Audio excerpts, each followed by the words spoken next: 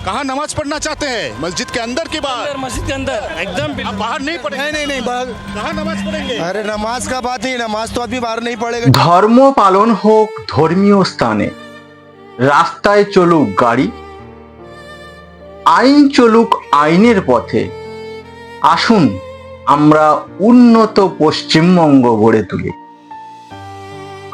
আপনারা যে ছবিটি দেখলেন শুক্রবারের খুব চেনা এবং পরিচিত রাজাবাজারের ছবি। তো আপনারা দেখছেন রাজাবাজারে যারা প্রার্থনা করেন শুক্রবারের রাস্তায় বসে, তারা কিন্তু আজ প্রার্থনাটি সেরে নিলেন মসজিদের মধ্যে।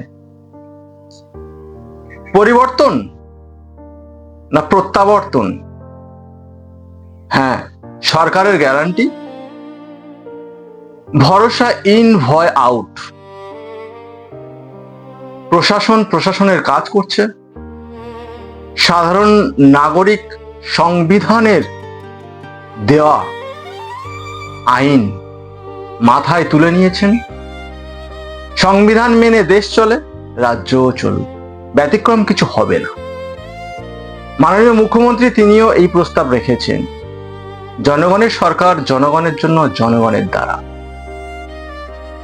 কোন দলীয় সিদ্ধান্ত এখানে চলবে না, বা কোন দলের যে নির্দেশিকা সেটি চলবে না। সরকারের নির্দেশ অনুযায়ী কাজ হবে।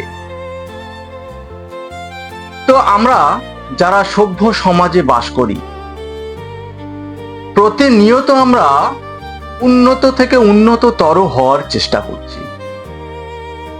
আমরা তো সভ্য সমাজ গড়ার জন্য এমন কিছু কাজ করব না যেখানে সাধারণ নাগরিক আমাদের উপর প্রশ্ন চিহ্ন তুলতে পারে।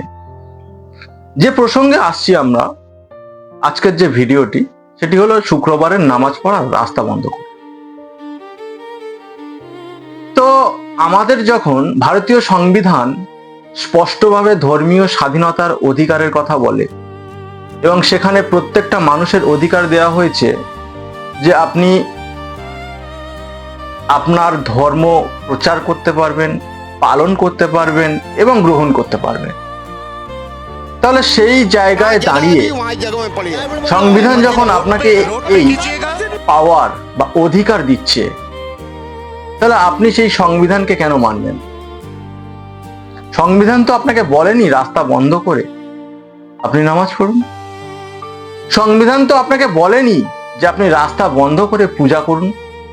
যদিও পুজোর নির্দেশিকা এখনো সরকারের তরফ থেকে আসেনি, তাও আমি যখন রাস্তা বন্ধের কথা আসে, তখন যে কোনো ধর্মীয় প্রচার কিংবা ধর্ম পালনের জন্য যদি রাস্তা ব্যবহার করা হয়, সেটি কতটা যুক্তিযুক্ত আমার মনে হয় মেনে চলা উচিত।